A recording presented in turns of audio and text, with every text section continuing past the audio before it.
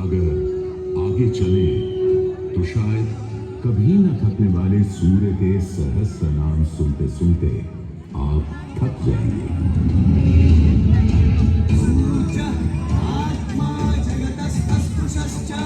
हमारी सभ्यता के सबसे पुराने और आधारभूत ग्रंथ ऋग्वेद के पहले मंडल में ही सूर्य का बखान करती है ऋचाएं, और सूर्य से मिली अग्नि से ही शुरू होती है ऋग्वेद की पहली ऋचा अग्नि, जो सूर्य के प्रकाश और ऊष्मा में थी।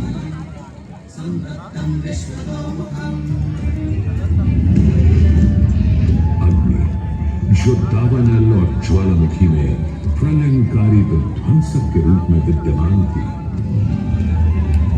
अग्नि जो चौखट पर पहरेदार तथा चूल्हे में एक मित्र के रूप में भी मौजूद थी।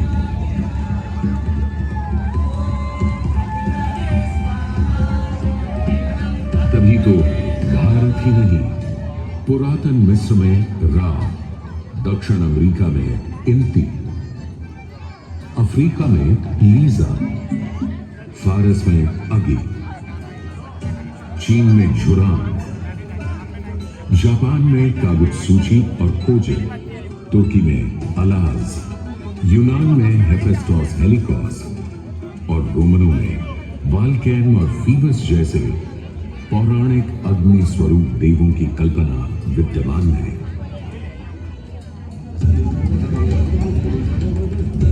भारत में मान्यता है सूर्य ऋषि कश्यप और अदिति का पुत्र है।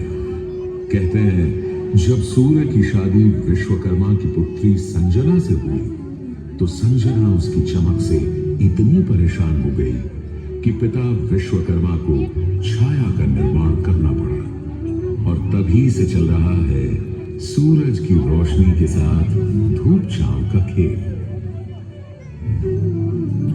उन्होंने सूर्य के कुछ टुकड़े काटकर उसी से गढ़ दिए थे भगवान विष्णु का चक्र, शिव का त्रिशूल,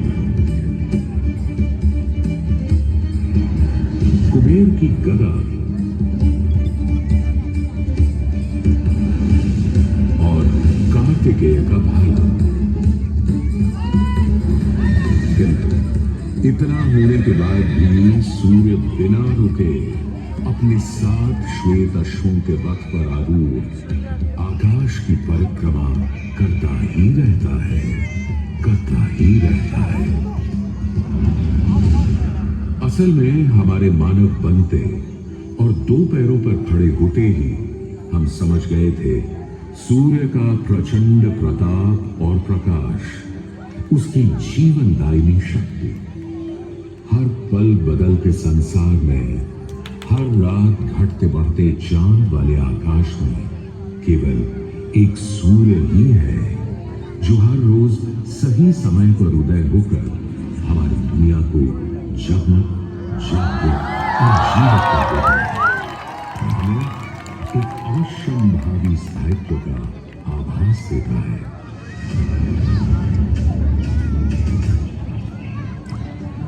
सूर्य से ही तो हमारी फसलें, फल, पक हमें भोजन देते हैं। सूर्य से ही तो हमें बादल और बारिश मिलती है, और सर्दियों में सूर्य हो जाता है, पेड़ों के पत्ते झड़ जाते हैं, वन्य जीवन गुप्त होकर लुप्त हो जाता है और पूरी दुनिया बेरंग सफेद हो जाती है।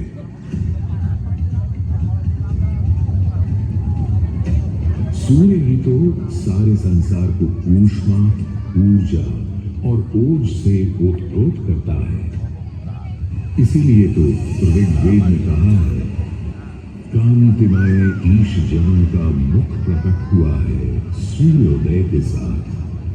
हे ईश्वर, इस आदित्य के उदय के साथ हमें अंधकार, दुर्भाग्य और पाप दोषों से भी बंधन मुक्त कर देना आज।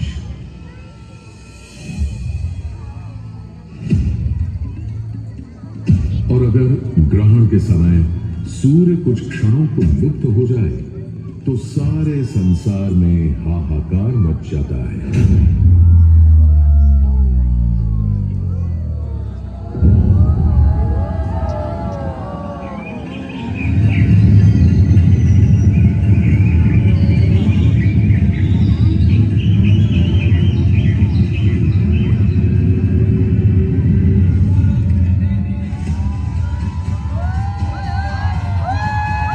सूर्य के अनंत गुणों का प्रभाव ही तो है कि सारे संसार में आदिकाल से सूर्य की अर्चना, आराधना और सूर्य मंदिरों का निर्माण होता रहा है।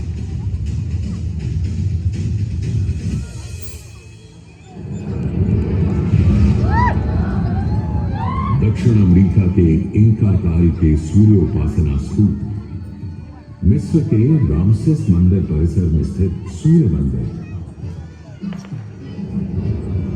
रोम और यूनान, चीन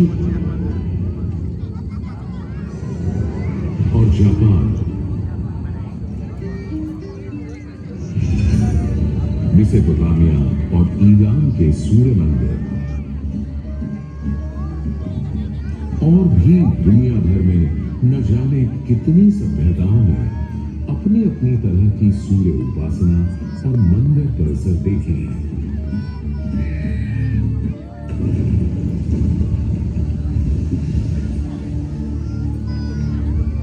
उत्तर में कश्मीर में बना मार्तंड मंदिर, जहां भारत भर के मंदिर परिसरों में सबसे विशाल है, तो पूर्व में ओडिशा का कोणार्क मंदिर सबसे वैभवशाली, पूर्वोत्तर में असम और मणिपुर के सुंदर सूर्य मंदिर देखते बनते हैं, तो दक्षिण में तमिलनाडु, केरल, कर्नाटक आदि के सूर्य मंडप अपनी अलग छटा रखते हैं। उधर उत्तराखंड, उत्तर प्रदेश, बिहार, मध्य प्रदेश, हरियाणा और हिमाचल में भी सूर्य मंदिरों की हार माला सी बनी है।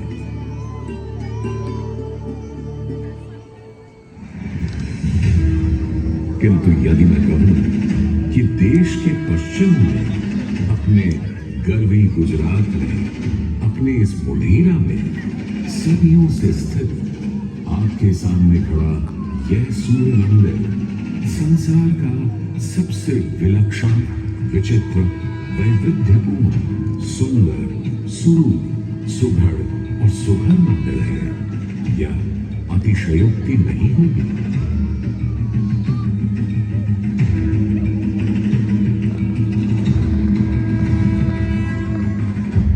11वीं सदी में चालुक्य घराने के सूर्यवंशी सोलंकी सम्राट भीमदेव प्रथम ने तो यहां एक चमत्कार ही कर दिखाया। सम्राट भीमदेव प्रथम एक बड़े वीर और प्रतापी राजा थे। एक तरफ उन्होंने सोमनाथ का मंदिर तोड़ने वाले महमूद गजनवी से टक्कर ली और उसके तोड़े सोमनाथ को दोबारा से खड़ा किया, तो वहीं पूरे गुजरात में तमाम नए किले, मंदिर, तालाब और बाग बनवाए। उनके अद्भुत शिल्प प्रेम के आज तक साक्षी हैं सिद्धपुर का रुद्र महालय, पाटन का सहस्त्रलिंग तालाब, आबू और देलवाड़ा के मंदिर, वहीं उनकी प्रिय पत्नी रानी उदयमती ने बनवाई थी रानी की वाव।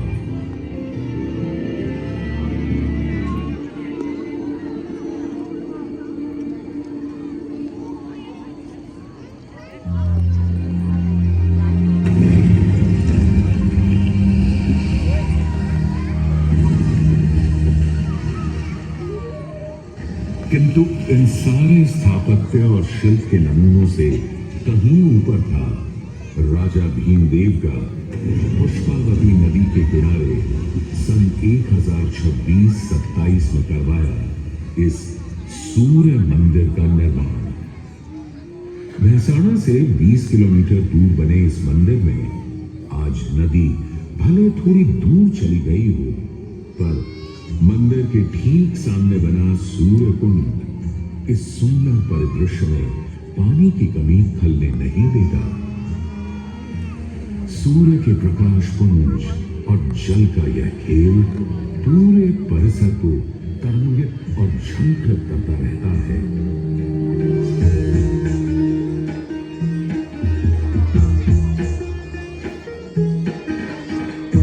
मंदिर के ठीक सामने बने विशाल कुंड में 108 छोटे बड़े मंदिर और उनमें रखी विविध देवी देवताओं की मूर्तियां इस मंदिर को एक अलग खास चरित्र दे देती हैं।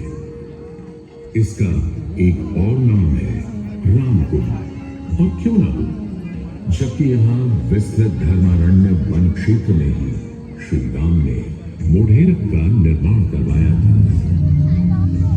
इस कुंड के पानी में मंदिर इस तरह प्रतिबिंबित होता है कि लगता है मानो अग्नि और जल घुल मिलकर कोई खेल खेल रहे हैं।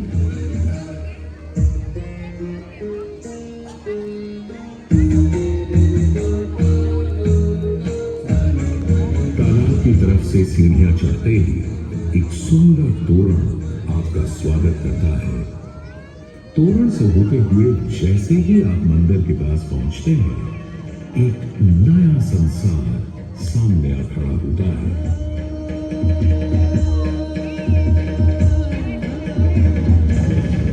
मंदिर के सभा मंडप के सोपान पर बने 12 खंबे साल के 12 मास दिखाते हैं, तो 12 आदित्य और 12 गौरी भी यहाँ पत्थर पर उकेरी गई हैं।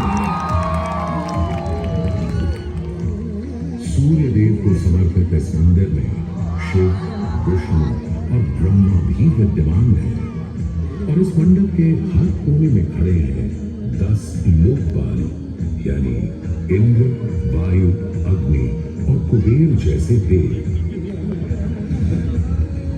आज भी हजारों तीर्थयात्री यहाँ उत्तरार्ध महोत्सव मनाने और सूर्य को प्रणाम करने आते हैं।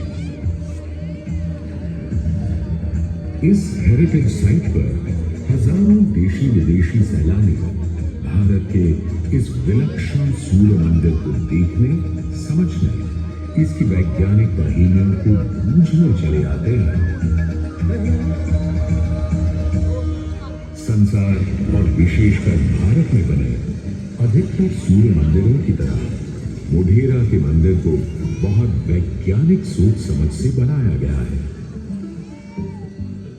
पूर्व पश्चिम धुरी पर पूर्वोन्मुखी यह मंदिर इस तरह रचा गया है कि विषुव पर्व के दिन, यानी उस दिन जब दिन और रात ठीक बराबर होते हैं, सूर्य की पहली किरण सीधे गर्भगृह में स्थापित सूर्य प्रतिमा पर ही गिरती थी।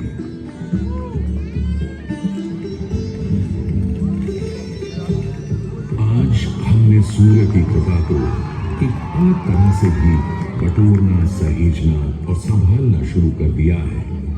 सोलर पावर या सौर ऊर्जा के रूप में आज जब हमें अपनी धरती और पर्यावरण को खनन और प्रदूषण से बचाना है, तो ऐसे में भी सूर्य देवता ही तो हमारे सबसे बड़े मित्र बनकर सामने प्रकट हुए हैं। यहाँ बैठकर जो शो आप देख रहे हैं वो भी दिन में इकट्ठी की गई सौर ऊर्जा से ही चल रहा है। और क्यों ना हो, जब हमारा भारत प्रधानमंत्री आदरणीय नरेंद्र मोदी जी के प्रोत्साहन और नीतियों से दुनिया का चौथा सबसे बड़ा सौर ऊर्जा बनाने वाला राष्ट्र बन गया है।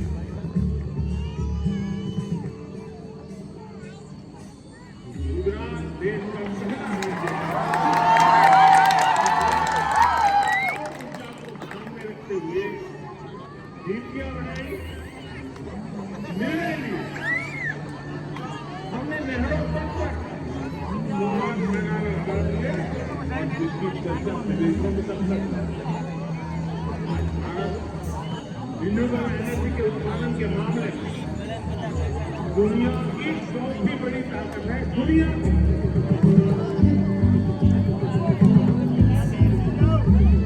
आज भले ही इस मंदिर से सूर्य की मूर्ति हट गई हो, पर सूर्य ने अपनी कृपा दृष्टि कभी हमारे संसार से नहीं हटाई। हम तो बस मोढेरा के सूर्य मंदिर में फिर आए और कवि प्रदीप की लिखी इन पंक्तियों से आकाश में विद्यमान सूर्य से गुहार लगाएं कि जगत भर की जिंदगी के लिए, करोड़ों की रोशनी के लिए सूरज रे जलते रहना, सूरज रे जलते रहना।